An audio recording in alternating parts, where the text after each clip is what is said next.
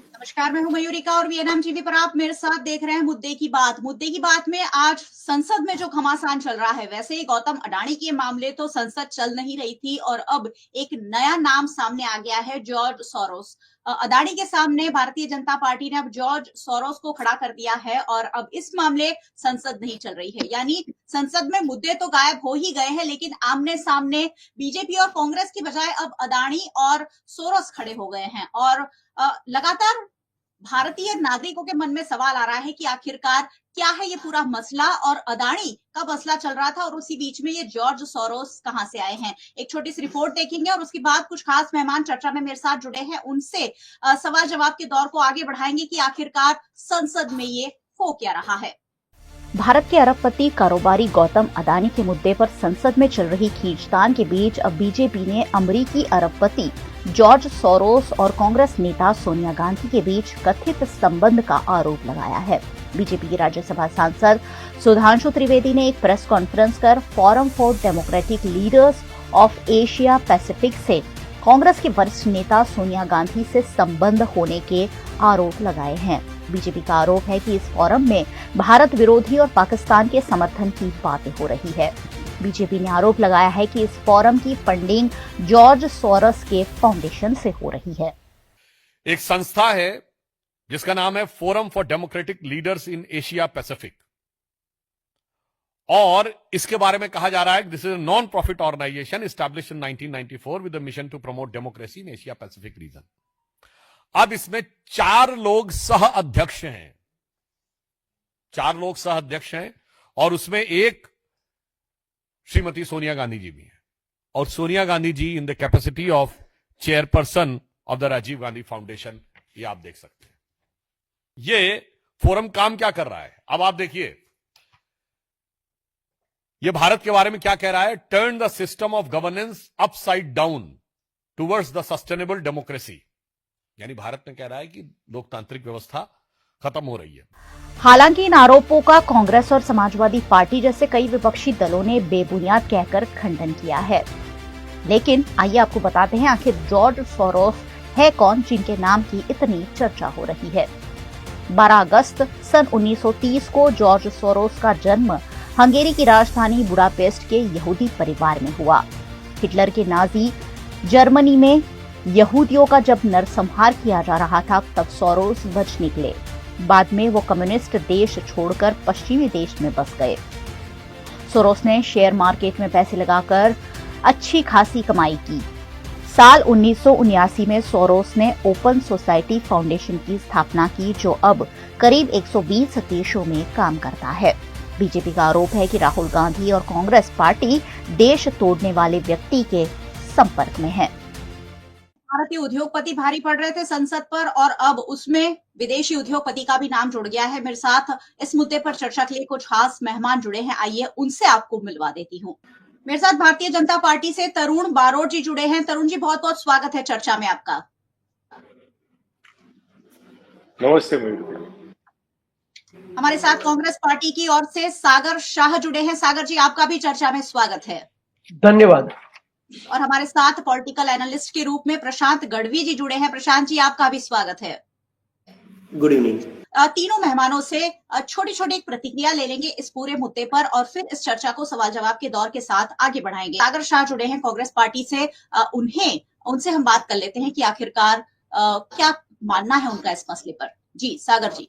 देखिए, मैं आपको एक छोटी सी, क्योंकि आपने शुरुआत में एक प्रश्न के ऊपर प्रतिक्रिया मांगी है, तो उसके ऊपर मैं एक छोटी सी पूर्व भूमिका आपको बताना चाहता हूं कि ये हर बार जब भी संसद में अडानी के ऊपर सवाल होता है तो क्यों अलग अलग तरह के मुद्दों को लाया जाता है और अभी जॉर्ज सोरोस को लाया गया है। मैं आपको एक बात बताना चाहता हूं कि पहले हरियाणा में चुनाव हुए, हरियाणा में जो इनकी जीत हुई उस पर इस देश के नागरिकों ने, संस्थाओं से लेकर हर लोगों ने अनेक प्रकार के सवाल किए।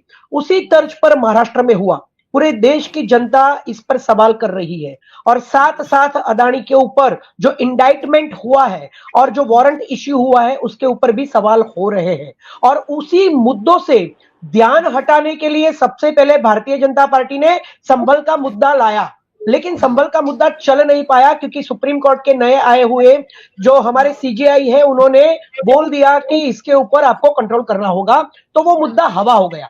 अब जी जब पार्लियामेंट शुरू हो गई और पार्लियामेंट के अंदर अदानी को घेरा गया, क्योंकि अदानी से लेकर निखिल गुप्ता से लेकर विकास यादव से लेकर सुरक्षा सलाहकार डोभाल से लेकर गृह मंत्री तक जब इंटरनेशनल लेवल पर सवाल उठे हैं तो उस पर मुद्दा होगा, उस पर चर्चा होगी, उस पर डिस्कशन होगा, और वही विपक्ष कर रहा है। लेकिन जब अदानी की बात आती है तो जवाब देने के लिए इनके पास कुछ भी नहीं होता है, तथ्य नहीं होते हैं, इसीलिए व्हाट्सएप यूनिवर्सिटी के शगुफे छोड़े जाते हैं। और इसीलिए आज इस मुद्दे से ध्यान भटकाने के लिए और अदानी को बचाने के लिए, जैसे हर बार हिंडनबर्ग का रिपोर्ट्स हो, बीबीसी की डॉक्यूमेंट्रीज हो, सेबी की बात हो, और हर बार जैसे अदानी को बचाया गया है वैसे ही अदानी को बचाने के लिए आज जॉर्ज सोरेस को मुद्दा बनाया गया है।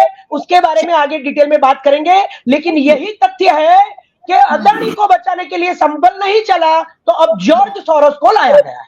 सिंपल, चलिए, पूरा देश जानता है। संसद में लोगों का ध्यान भटकाने के लिए सोरोस का मुद्दा लाया गया है। तरुण जी जवाब दीजिए। मयूरत्ता जी, ये अगर कल आपने देखा हो, ये सागर भाई बोल रहे हैं व्हाट्सएप यूनिवर्सिटी का, अगर अभी मैं सागर जी को और आप सबको बोलता हूं कि गूगल कीजिए, कल उनकी जो प्रवक्ता थी उन्होंने बोला 1999 में पहली बार जॉर्ज सोरोस भारत आए थे और अटल बिहारी वाजपेयी को मिले थे। आप गूगल कीजिए, पहली उनकी विजिट थी 2004 की सरकार के बाद 2006 में पहली बार जॉर्ज सोरोस इंडिया आया था और एक हफ्ता यहाँ पे रुक के उसने सब सरकार में कौन रहेगा, एडवाइजर कौन रहेगा, मंत्रिमंडल का कैसे क्या होगा, ये सब, मतलब अगर आप देखें तो इन लोगों को दिक्कत इसी बात की है कि राजीव गांधी आरजीएफ, राजीव गांधी फाउंडेशन का जो मेन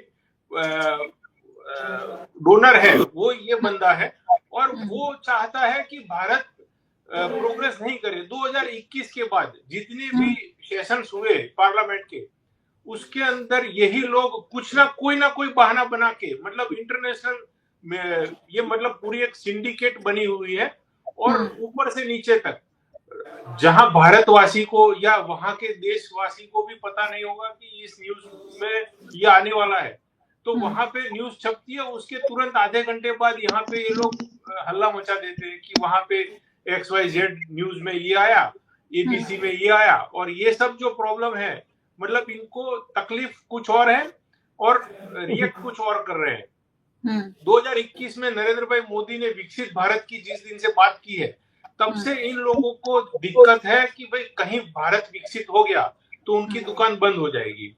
इसलिए ये लोग मतलब रूट पे वार करते हैं। इकोनॉमी, किसी भी देश को अगर इफेक्ट करना है तो उसकी इकोनॉमी पे ऊपर वार करेंगे तो उसका मतलब विकासपन जो है वो रुकेगा। इसलिए अपना इकोनॉमी का सबसे बड़ा मतलब 4 स्तंभ होते हैं, उसमें एक शेयर मार्केट है और उसका, जैसे आपने उसका जॉर्ज सोरोस का इंट्रोडक्शन दिया, उसमें वो एक इन्वेस्टर है, कई बार उसने इसमें बेनिफिट भी लिया है। और अब इकोनॉमी मतलब रूट पे वार करने के लिए इन लोगों ने एक बना दिया है कि भाई अदानी और अंबानी, इन दोनों को मतलब भारत की एक परसेप्शन बनाने का ट्राई है कि भाई सूट बूट वाली सरकार, सूट बूट वाली सरकार अगर है तो आजादी के टाइम से आज तक इन लोगों ने नल से जल देने का काम क्यों बाकी रखा था? 20,000 गांव से ज्यादा इलेक्ट्रिसिटी नहीं पहुंचाई थी। तो जॉर्ज सोरोस की बात चल रही है। ये गरीबों की सरकार है, गरीबों के लिए काम करने वाली सरकार है और इनका झूठ या जो है, इनको दिक्कत इसी बात से है। कभी वो नहीं बोला कि जो बोला है भारतीय जनता पार्टी या हमारे स्पोक्स पर्सन जो बोलते हैं वो गलत अगर हो तो साबित करें कि ये गलत है। वो बात नहीं करते हैं कि भाई आरजीएफ जॉर्ज सोरोस की फंडिंग नहीं है तो मना करे, प्रूफ दे। वो तो है, एक फाउंडेशन है, उसकी को फाउंडर उनकी माता जी है। और ये ओवरऑल खाली भारत का प्रॉब्लम है ऐसा नहीं है, ये जॉर्ज सोरोस जो है वो डीप स्टेट का पार्ट है। डीप स्टेट शायद सबको पता होगा, अगर नहीं हो तो मैं उसको एलोबरेट करूं। डीप स्टेट जो है वो राष्ट्रवादी मानसिकता या देश का अच्छा सोचने वाले जितने लोग हैं जहां जहां भी, उन सबको ये लोग XYZ तरीके से प्रॉब्लम क्रिएट करते हैं। जैसे रिसेंट अगर हम देखें, एक प्रॉब्लम जो बांग्लादेश में खड़ी की गई, बांग्लादेश में वही था कि वो जो वहां की प्रधानमंत्री थी शेख हसीना, वो देश राष्ट्रवादी मानसिकता वाली थी, इसलिए कैसे उसको हटाया गया। देखिए, जॉर्ज सोरोस, देश विरोधी राजद्रोही हम जो बोल रहे हैं लोगों को, इसका कारण यही है कि यहाँ पे भी उन लोगों का प्लानिंग ऐसा ही है कि यहाँ पे भी लोगों को मिसगाइड करके मॉब तैयार हो। और अब देखिए 13 महीने तक जो हेजिटेशन चला था, क्यों चला था कि कहीं जो नरेंद्र भाई मोदी हमारे वड़ा प्रधान जो बात करते हैं कि फार्मर की इनकम डबल करना, कहीं अगर हो गई तो इनकी दुकान परमानेंट बंद हो जाएगी। इसलिए फार्मर का अच्छा नहीं हो, इसलिए इन लोगों ने हेजिटेट। तरुण जी वापस आऊंगी आपके पास। जी तरुण जी वापस आऊंगी आपके पास। आरोप प्रत्यारोप के दौर वैसे भी हर जगह जारी ही रहते हैं, संसद से डिबेट तक जारी रहते हैं। हमारे साथ एनालिस्ट के रूप में प्रशांत जी जुड़े हैं। प्रशांत जी, आपने दोनों पार्टी के प्रवक्ता को सुना, क्या कहेंगे? ये जो मुद्दा है क्या देश के लिए इतना ज्यादा जरूरी है कि कौन कहां से फंडिंग ले रहा है या नहीं ले रहा है? फंडिंग के मामले में ही देश अटक गया है और देश के अलग अलग संविधान के नियम जो विधेयक वहां पर प्रस्तुत होने थे उस पर चर्चा नहीं हो रही। क्या कहेंगे, सोरोस का मुद्दा अचानक कहां से ले आए? जिस दिन संसद का सत्र शुरू होने वाला था, ये विंटर सीजन का, 2-3 दिन जो मतलब हल्ला मचा, अदानी के नाम पे चर्चा नहीं हुई और विपक्ष ने बॉयकॉट करना शुरू किया, संसद को रद्द कर दिया गया। 11 बजे शुरू होता है, 12 बजे तक स्थगित, 12 बजे आके पूरे दिन के लिए स्थगित। कम से कम दिन में 8 घंटा संसद चलना चाहिए और अकॉर्डिंगली आज की तारीख में हम देखें तो कम से कम फ्रूटफुल 5 से 6 दिन का संसद चलना चाहिए। उसके सामने पूरा 8 घंटा संसद चला नहीं है। 2-3 दिन पहले मैं सुन रहा था अपने स्पीकर ओम बिरला साहब बोल रहे थे कि देश देख रहा है, संसद चलना चाहिए, प्लीज आप बैठ जाइए। देश देख रहा है, संसद चलना चाहिए। अपना आज की बात यहाँ की हो या पूरे देश के मुख्य मुद्दे की बात हो, संसद हमारे लोकशाही का ओरिजिनल मंदिर है, जहां पर देश हित के, जनहित के और देश के जो मुद्दे हैं, जो प्रश्न है, उसकी चर्चा होनी चाहिए, उसका समाधान वहां से आना चाहिए और सत्ताधारी पक्ष और विपक्ष दोनों को मिलके उसका कैसे सुझाव निकले वो लेवल पे डिस्कशन करनी चाहिए। ये अदानी के मुद्दे पे या सोरोस के मुद्दे पे या पास्ट में कोई और मुद्दे पे सिर्फ आप हंगामा करो और संसद नहीं चलने दो। कभी कभी मुझे बहुत अंदर से हंसी आती है। 971 करोड़ 971 करोड़ में हमने पार्लियामेंट बनाई है और वो उनके लिए बनाई है कि जिनको अंदर बैठना ही नहीं है, वो उनके लिए हमने बनाई है जिनको जहां पर भेजा है देश के प्रश्नों के लिए, वहां पर उनकी चर्चा नहीं करनी है। तो अगर हमें वहां पर चर्चा नहीं करनी है तो हमें संसद की कहाँ जरूरत है? क्यों बनाया ये नया संसद? अगर हमें वहां जाके देश के प्रश्नों की चर्चा नहीं करनी है तो हमें संसद सभ्य की भी कहाँ जरूरत है? हम मेंबर ऑफ पार्लियामेंट का कॉन्स्टिट्यूशन ही क्यों रखते हैं इस देश में? क्योंकि मैं जब से राजनीतिक विश्लेषक के तौर पे आया हूं उस दिन से मैंने संसद चलती नहीं देखी है। 2019 से मैं ऑलमोस्ट ये ट्रैक पे चढ़ा हूं। 2019 में एक ही चर्चा करते, संसद नहीं चली, उसमें हंगामा हो गया। सत्ताधारी पक्ष ने मतलब अपने आप जो करना था कि 370 हटा दिया, राम मंदिर वाला मुद्दा था, जो भी था, तो वो उनको जब कोई कानून लाने हैं, उनको कोई विधेयक पसार करना है तो बहुमत से वो हो जाता है और फिर भी संसद स्थगित हो जाता है। अदानी और सोरोस के मुद्दे पे अगर मैं आ जाता हूं तो आज की तारीख में विपक्ष अगर कहीं नहीं है तो सोरोस को आपने ठीक बोला कि अचानक से लाने की कहां जरूरत है। अदानी आज की तारीख में इसलिए हाईलाइटेड है कि वो ऑलरेडी कहीं ना कहीं हाईली कनेक्टेड है आज की सरकार के साथ। और अदानी का मसला जो यूएस में हुआ है और यूएस से हमारी गवर्नमेंट की सिस्टम के ऊपर भ्रष्टाचार का आरोप लगा हुआ है, तो हमारी सिस्टम की नामोशी है, केंद्र सरकार की नामोशी है, इसीलिए इसके ऊपर चर्चा होनी जरूरी है। और अगर कुछ भी है तो एक बार चर्चा करो, लाइव मुद्दे पे चर्चा करो। अदानी लाइव मुद्दा है, सोरोस लाइव मुद्दा नहीं है। सोरोस आपका चुनावी मुद्दा है। अगर आपको यूज करना है तो उसको चुनाव की कोई सभा में जाके करो कि भाई कांग्रेस खालिस्तानी सपोर्टर संगठन के साथ ऐसे जुड़ी हुई और जो ऑलरेडी आप कर रहे हो कि राम मंदिर में इसने रोड़े डाले, इसमें 370 लाकर ये कर दिया, वो कर दिया, वो आपका चुनावी मुद्दा है, वो संसद का मुद्दा नहीं है। आज के दिन में ये चर्चा करके संसद नहीं चलने देना, ये सरासर मतलब अन्याय इंडियन पब्लिक के साथ, इंडियन सिटीजन के साथ ये अन्याय है और आप उनके साथ खिलवाड़ कर रहे हो। बिल्कुल, लोकसभा चुनाव जब हमने कराए, हमने बड़ी आशा और उम्मीदों के साथ सांसदों को, एक एक क्षेत्र से सांसदों को चुनकर वहां भेजा है, जो इन दिनों सिर्फ विरोध कर रहे हैं, कांग्रेस के हो या भारतीय जनता पार्टी के, सिर्फ विरोध करते हुए नजर आ रहे हैं और मुद्दे तो कहीं गुम ही हो गए, आरोप प्रत्यारोप। जैसे कि प्रशांत जी बता रहे हैं कि चुनावी सभा में आप डिबेटिकल मुद्दे उठाइए, लेकिन इस तरह के मुद्दे जो देश को कोई लेना देना ही नहीं है, गौतम अडानी या जॉर्ज सोरोस, इनसे देश को सीधा सीधा कोई लेना देना नहीं है, देश को उन्हें क्या सुविधाएं मिलती है उससे लेना देना है, लेकिन उसके बावजूद ये मुद्दे कहां से आ जाते हैं और उस पर कैसे लड़ाई होती है, ये समझ से परे हैं। देखिए, प्रशांत भाई ने जो कहा ना वो बिल्कुल सही है कि संसद चलनी चाहिए और संसद नहीं चलने दे रहे हैं। उसका एक सबसे बड़ा उदाहरण जो छोटा सा है, उसके बारे में पहले मैं आपको बताना चाहता हूं कि ये संसद क्यों नहीं चलने दे रहे हैं, और नहीं चलने दे रहे उसका सबूत दे रहा हूं। उसके बाद जो तरुण भाई ने बोला उसके ऊपर भी जवाब दूंगा जी। एक छोटा सा वाकया हुआ था संसद के अंदर। मनु सिंह सिंघवी की जो सीट थी उसके ऊपर 50,000 की गड्डी मिली थी। आपको बता देना चाहता हूं कि नई संसद में तो मुझे पता नहीं, लेकिन पुरानी संसद में संसद के अंदर ही बैंक है और बैंक के अंदर से सारे के सारे सांसद, मंत्री, संतरी जितने भी वहां बैठते हैं, सभी दोनों सदनों के, वहां से वो लोग अपने पैसे उठा सकते हैं और अपने पैसों के साथ संसद में जा भी सकते हैं।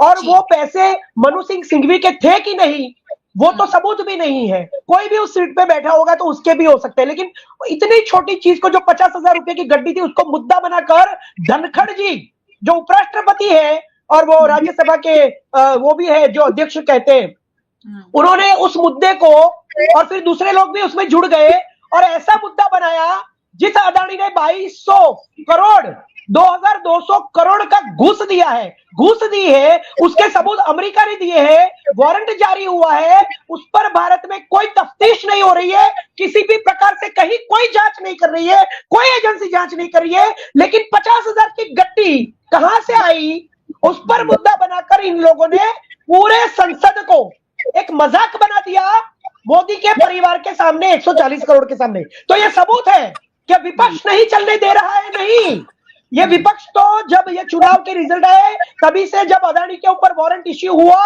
इंटरनेशनल लेवल पर, तभी से अदानी को घेरने की बातें चल रही है। ये लोग जानते थे कि जैसे ही संसद शुरू होगा ये अदानी को घेरेंगे, तो उसके लिए हमें मुद्दे तैयार करने हैं।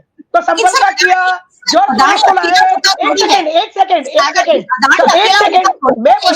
मैं आ रहा हूं, मैं मुद्दे पे आ रहा हूं। मैंने बोला ये बताना है कि संसद क्यों नहीं चलने दे रहा है, कौन नहीं चलने दे रहा है, इसका सबूत है ये 50,000 की गड्डी और उसके ऊपर किया हुआ पूरा हंगामा। अब आते हैं, तरुण भाई ने बोला कि जॉर्ज सोरोस 2004 में आया था। अरे भाई 2014 में आपको आजादी मिली मोदी जी के द्वारा इस देश में। पिछले 11 साल से हमारे विश्व गुरु, देवताओं के देवता, नॉन बायोलॉजिकल प्राणी हमारे देश में काम कर रहे हैं प्रधानमंत्री के तौर पर। 1999 में जब अटल बिहारी वाजपेयी की सरकार थी तभी इनका आगमन हुआ और छोटे छोटे फेलोशिप के काम कर रहे थे जॉर्ज सोरोस। अगर 2004 में वो आए थे और उन्होंने सब तय किया है तो उसके सबूत दीजिए, और अगर आपके पास सबूत नहीं है तो अभी पिछले 11 साल से आप लोगों ने जॉर्ज सोरोस की ओपन सोसाइटी जो फाउंडेशन है उनका, उसके अंदर यूएन सेक्रेटरियल के अंडर के तौर पर 45 देश जो फंडिंग करते हैं, उनके 68 देशों के अंदर जो अलग अलग लाखों करोड़ों के प्रोजेक्ट्स है, उन 45 देशों में 7 बड़े बड़े विकसित देश है जैसे कि Japan, America, Australia, Germany, India, Spain और कतर। और इन 7 देशों में चौथे नंबर पर इंडिया इनको फंडिंग करता है। और पिछले 8 साल के अंदर इस जॉर्ज सोरोस को, जो इस देश में एंटी एस्टैब्लिशमेंट कर रहा है, इस देश को अनिश्चित कर रहा है, इस देश में अराजकता फैला रहा है, उसको हमारे इस प्रधानमंत्री ने, जो कहते हैं कि 2014 में आजादी दिलवाई और 2004 में जॉर्ज सोरोस आकर यहाँ पे षड्यंत्र कर रहा था, तो 11 साल से आप क्या कर रहे हैं? और पिछले 8 साल में इस जॉर्ज सोरोस की कंपनी को चौथे नंबर पर आप डोनर बनकर $900,000 US के फंडिंग कैसे कर पाए? इस देश में जॉर्ज सोरोस आपकी आंखों के नीचे पिछले 8 साल से किसानों के मुद्दे पर, स्टार्टअप के मुद्दे पर, छोटे छोटे बिजनेसेस के मुद्दे पर 40,000 बिजनेसेस के अंदर ये क्यों फंडिंग कर रहा है? अगर अमेरिका आपके इतने बड़े अदानी पर वारंट जारी करता है, आप कहते हो कि हमने पाकिस्तान में घुसकर मारा, जबकि पाकिस्तान में डे लाइट में आपके 45 जवानों को मार दिया। आपने एक लाश नहीं दिखाई, आपने अंधेरे में सुबह 4 बजे आपने स्ट्राइक की और कहते कि हमने घुस के मारा। तो जो अमेरिका आपके अदानी पर वारंट इश्यू करता है, उस अमेरिका के अंदर जाकर उनके कहिए ये यूएस के जॉर्ज सोरोस हमारे देश में अराजकता फैलाते हैं, हमारे देश को अनिश्चित बना रहे हैं। जॉर्ज सोरोस के ऊपर वारंट जारी करे, जैसे अदानी के ऊपर वारंट जारी किया अमेरिका ने। लेकिन नहीं, हमारे प्रधानमंत्री अमेरिका में जाकर अमेरिका के बाइडेन को गले मिलकर जबरदस्ती प्रोटोकॉल तोड़कर और कहते हैं कि thank you so much for this opportunity. मैं नरेंद्र मोदी को पूछना चाहता हूं इस देश के नागरिक के तौर पर, कांग्रेस के प्रवक्ता के तौर पर नहीं, क्या आपको बाइडेन ने क्या अपॉर्चुनिटी दी? हमारी इंदिरा गांधी ने निक्सन को जवाब दे दिया था पाकिस्तान के साथ युद्ध करते वक्त। आप वारंट जारी करें जॉर्ज के ऊपर। अगर जॉर्ज सोरोस इस देश में अराजकता फैलाता है, अगर जॉर्ज सोरोस एंटी नेशनल है इंडिया के लिए, अगर जॉर्ज सोरोस इंडिया को तोड़ रहा है, तो अदानी की तरह मोदी जी आप घर में घुस के मारते हैं ना, तो अमेरिका के अंदर जाइए और अमेरिका के जो अभी के प्रेसिडेंट है उसको कहिए कि हमें प्रत्यार्पण करें जॉर्ज सोरोस का। हम जॉर्ज सोरोस को सजा देना चाहते हैं। सागर जी जवाब जी सबूत के साथ बताइए। अरुण जी बहुत भले वो थोड़े आक्रामक हो जाते हैं, लेकिन सवाल उन्होंने बहुत सही पूछा है कि अगर जॉर्ज सोरोस ऐसी भी कोई काम कर रहे हैं कि हमारे देश के लिए हानिकारक है, तो क्यों भारतीय जनता पार्टी ने उन पर कोई कार्यवाही अब तक नहीं की है? बड़ा सवाल है, जवाब दीजिए सर। ये मयूर अट्टी जी, मैं लाइटर मोड में बोलूंगा कि ये जो इतना चिल्ला कर बोलते थे ना, अगर इनको कुछ होता तो नरेंद्र भाई मोदी की स्कीम जो है 108 जो चल रही है वही उनको काम आती। वहां उनके घर वाले 108 करते 10 मिनट के अंदर, जो वर्ल्ड में फास्टेस्ट सर्विस है, वो उनके घर ले जाके उनको हॉस्पिटल ले जाती। इतना सागर भाई, इतना इरिटेट होने की जरूरत नहीं है। आपको अगर एक्शन ले लिया, ये अभी जो दिक्कत है ना, जैसे अदानी आपका अदानी, हमारा भारतीय जनता पार्टी का अदानी से कोई लेना देना नहीं है, वो एक बिजनेसमैन है। और इंडी अलायंस के कितने स्टेट हैं जहां पे अदानी, हर एक स्टेट में गौतम अदानी के किसी ना किसी कंपनी का इन्वेस्टमेंट है। जो अभी सो कॉल्ड वहां का जो एलिगेशंस है ब्राइब का, वो कौन से स्टेट में है? वो भी इंडी अलायंस वाले स्टेट में है। तो मतलब इन लोगों को जो प्रॉब्लम है उनका एक्सपोज नहीं हो जाए, जैसा मैंने आप कह रहे हैं कि आप अदानी के साथ मिले हुए हैं, हम सोरोस के साथ मिले हुए हैं। आप ये कहना चाह रहे हैं सर कि आप अदानी के साथ आप भी मिले हुए हैं और सोरोस के साथ हम मिले हुए हैं? सीधा कुछ ऐसा कह रहे हैं? ऐसा नहीं बोला जी। जॉर्ज सोरोस की जो बात है, जॉर्ज सोरोस एक इंटरनेशनल, मैंने बोला कि he is the small part of deep state. Sir मुद्दा ये है कि जॉर्ज सोरोस कहां से और क्यों आए, फिलहाल क्यों आए, ये मुद्दा है कि इस बार संसद में अच्छा संसद चलाने की कोशिश भारतीय जनता पार्टी की जिम्मेदारी है कि चलिए संसद को सुचारू रूप से चलाया जाए। उसमें आप सोरोस जैसा मुद्दा लाकर हंगामा करें तो संसद कैसे चलेगी? सोरोस का मुद्दा आप लोग क्यों लाए, यही सवाल है जिसका जवाब नहीं दे पा रहे। वो खुद ही लेके आए हैं। आपने अगर देखा हो तो हमारे नड्डा जी ने जब बात की थी तो उन लोगों ने खुद अपने ऊपर ले लिया कि भाई हम जो सदस्य नहीं है उसका नाम नहीं लेना, नाम लिया ही नहीं था। तो मतलब उन लोगों को पता है कि we are involve with so and so person. And RGF की जो बात है उसमें कुछ गलत नहीं बोला है। अगर गलत बोला है और वही लोग डिस्टर्ब कर रहे हैं, संसद रोज का खर्चा हो रहा है, भारतीय जनता पार्टी। हाँ, मैं वही बोल रहा हूँ कि 1999 में ये झूठ बोलो, जोर से बोलो से कुछ झूठ सच होने वाला है नहीं।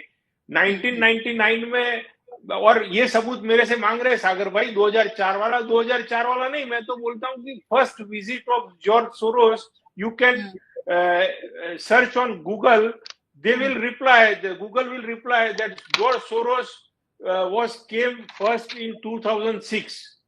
अभी आप कर सकते हो, मैंने कुछ गलत नहीं बोला है, और मैं उसका प्रूफ दे रहा हूँ।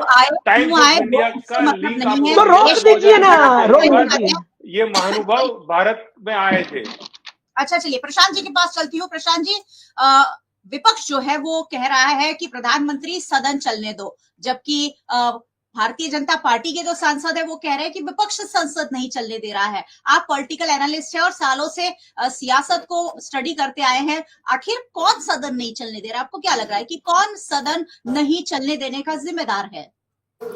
देखिए, संसद का अपना एक प्रोटोकॉल है, अपनी एक गरिमा है और उसकी एक प्रोसेस है कि किसी भी मुद्दे के ऊपर चर्चा करने के लिए रिस्पेक्टेड मेंबर ऑफ पार्लियामेंट को, स्पीकर को लिखना पड़ता है कि इस मुद्दे पे हमको क्वेश्चनरी या इस मुद्दे पे चर्चा चाहिए, और वो 15 दिन पहले जाती है, फिर ऑटोमेटिक एक प्रोसेस होके फिर उनको एक टाइम दिया जाता है और वो टाइम के ऊपर इसको बोला दिया जाता है। बट अपार्ट फ्रॉम ऑल, जब भी वो स्पीकर का अपना एक पावर है कि जब संसद शुरू होती है तो किसको क्या कितना टाइम देना है, कैसे करना है, उसका एक वीटो पावर है। अगर देश के हित में या देश के लिए कोई ऐसा सेंसिटिव मुद्दा है जो चर्चा अनिवार्य है, तो स्पीकर उसका कॉल ले सकते हैं। और हर बार मैंने देखा है, मैं एक्चुअली एक विपक्ष मैं भी अगर टाइम है तो मैं देखता हूं, मैं हर बार इसको दोहराता हूं कि लीडर ऑफ अपोजिशन में सुषमा स्वराज थी, 2005 का टाइम था, 5 या 6 की बात है, और बहुत ही मतलब एकदम ग्रेसफुली, हार्टफुली उनकी स्पीच को स्पीकर ने इतना एंटरटेन किया था और उनको बोला गया था, और उन्होंने इतना निखालसता से पूरे एक डिस्क्रिप्शन दिया था कि सत्ताधारी पक्ष के प्राइम मिनिस्टर मनमोहन सिंह जी कैसे बिहेव करते हैं, उसमें सोनिया जी का क्या रहता है एज ए लीडर के तौर पे, ऑपोजिशन के तौर पे अडवाणी जी क्या उंगलियां चुगलियां करते रहते हैं, तो ये पूरा माहौल ऐसे बनता है। तो मतलब ओवरऑल कहने का ये था कि संसद एक माहौल हमने देखा है संसद में, बिल्कुल आप सही कह रहे हैं, क्लासरूम है, स्पीकर क्लास टीचर है, हर एक स्टूडेंट को अंदरूनी एक हार्मनी मेंटेन करके, क्योंकि आपको वहां भेजा एज अ जनप्रतिनिधि, जब आप वहां जाते हो तो आप किसी पार्टी के नहीं हो, आप देश के कॉन्स्टिट्यूशन को मेंटेन करने के लिए और देश को चलाने के लिए वहां पॉलिसी बनानी है।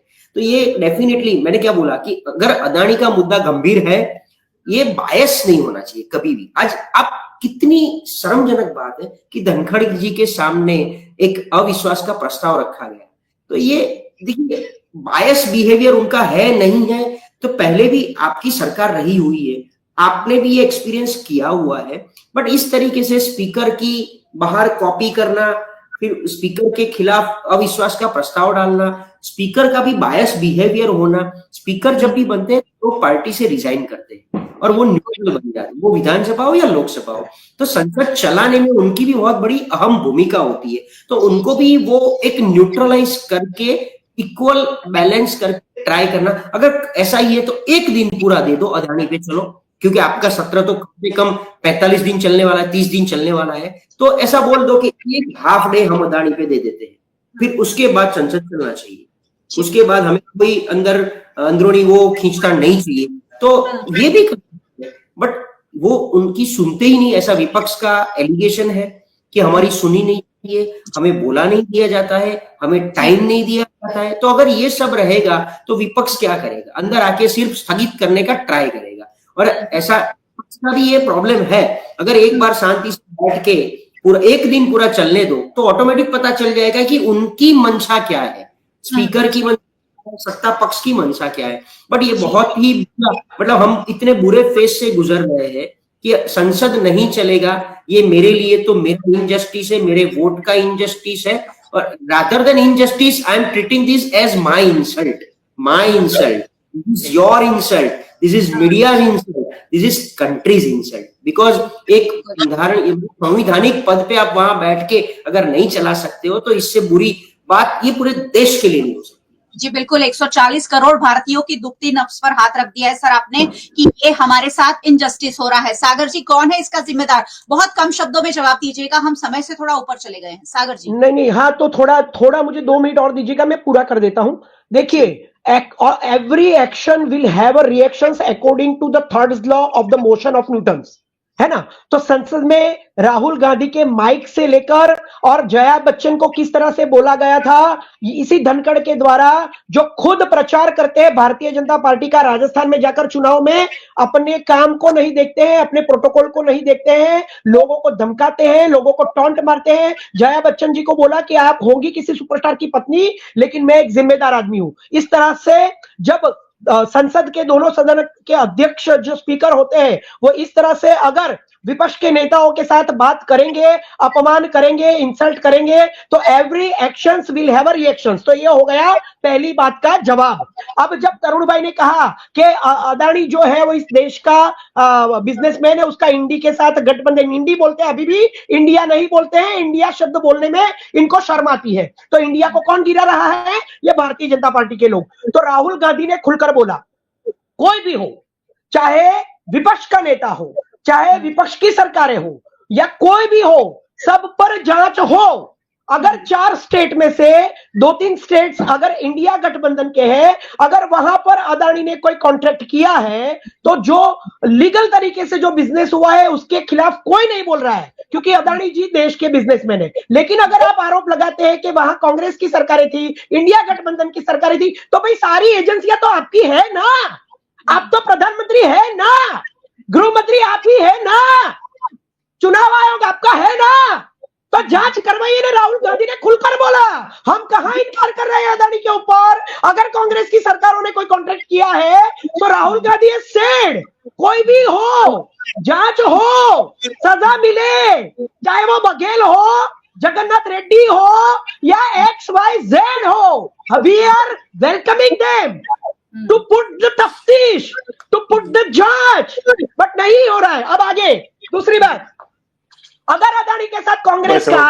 गठबंधन है, नहीं, मुझे एक सेकंड कंप्लीट करने दीजिए। अगर अदानी के साथ साठगांठ है, अगर अदानी के साथ कांग्रेस उनको धंधे दिलाती है, रोजगार दिलाती है, ठेके दिलाती है, तो फिर मुझे बताइए कि अदानी के प्लेन में कौन बैठकर चुनाव का प्रचार कर रहा था। अब देखिए, केन्या के अंदर $700 मिलियन का जो बिजली का और जो उसका जो कॉन्ट्रैक्ट था वो रद्द हो गया, वो कांग्रेस ने नहीं दिलाया था, मोदी जी ने जाकर दिलाया था। ये केन्या के लोगों ने बोला है, वहां के पीएम ने बोला है। बांग्लादेश के अंदर आपके ऊपर जांच चल रही है, आपका कॉन्ट्रैक्ट रद्द हुआ है, वो किसने दिलाया है ना। उसके बाद श्रीलंका के ऊपर आपके ऊपर जांच चल रही है, इजराइल भी आपका विरोध कर रहा है, ऑस्ट्रेलिया में भी आपको धक्के पड़े हैं, वहां पर भी जांच हो रही है। स्विट्जरलैंड में अदानी के खाते, अदानी के अकाउंट्स स्विट्जरलैंड की सरकार ने बैन कर दिए हैं। तो ये सब, ये जो इंटरनेशनल डील है, क्या वो कांग्रेस ने दिलाई है? ये किसने दिलाई है? एक जवाब जांच करवाइए, जांच करवाइए। चलिए एक चर्चा के साथ खत्म करेंगे। अगर कुछ जोड़ना चाहें आप, आपके ऊपर बहुत सारे आरोप लग रहे हैं कि आपकी सरकार है, जांच क्यों नहीं करवा रहे हैं आखिरकार? थोड़ा सा जवाब दीजिए और खत्म करेंगे चर्चा को sir.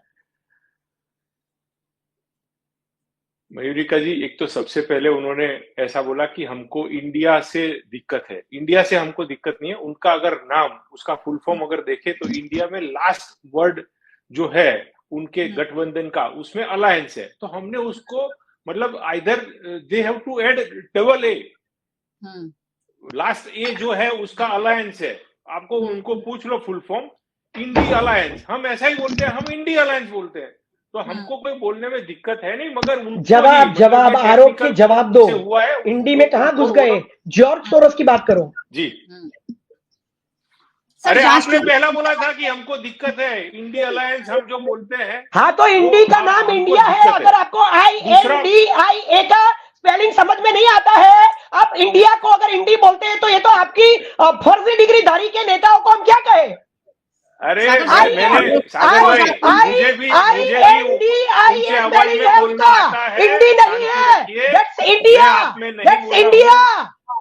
Read it, INDIA।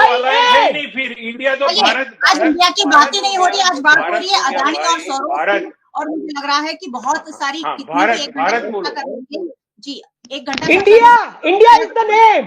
India is the name of the country. India means the union of states. चलिए The संविधान से भारत संविधान से संविधान को पढ़िए। संविधान में लिखा है इंडिया मतलब भारत और भारत का मतलब है union of states. It is written in संविधान। चलिए You are insulting the name of country. You are insulting the name of country. बातों से आपको सदन जो स्थगित दिक्कत होता है है रोज वही रोज। है। मुझे लग रहा है आपको जो चर्चा दिक्कत भी है स्थगित करने का वक्त आ गया है। कितनी भी हम बात कर लेंगे शायद इसका जवाब हम नहीं ढूंढ पाएंगे, लेकिन बेफुजूल के मुद्दे उठाकर सदन नहीं चलने देना कहीं ना कहीं एक तरीके का अपराध है, और जैसा ही प्रशांत जी ने कहा कि ये कहीं ना कहीं नागरिकों के साथ अन्याय है। चलिए बहुत बहुत शुक्रिया आप सभी मेहमानों का हमारे साथ जुड़ने के लिए, बहुत बहुत शुक्रिया। Thank you so much. Thank you. और बहुत बहुत शुक्रिया आप सभी व्यूअर्स का हमारे साथ जुड़ने के लिए। वैसे आपको रोज रोज जुड़ते रहना है क्योंकि यहाँ हम देश के मुद्दों पर चर्चा करते हैं और खास हमारे जो मेहमान हैं अपनी अपनी प्रतिक्रिया आपके लिए पेश करते हैं ताकि आप हर नजरिए को देख सके। वीएनएम टीवी को आप यूट्यूब चैनल पर देख रहे हैं, रोजाना देखते रहिए और सब्सक्राइब कर लीजिए अगर हमारे चैनल पर नए आए हैं। फेसबुक पर देख रहे हैं, शेयर कर लीजिए। ओटीटी प्लेटफॉर्म्स पर आप हमें देख रहे हैं, डेली हंट, वोडाफोन टीवी, जियो टीवी और जियो टीवी फाइबर 498 नंबर के चैनल पर वीएनएम टीवी को 24 घंटे लगातार देखा जा सकता है। देखते रहिए वीएनएम, जुड़े रहिए वीएनएम के साथ। नमस्कार।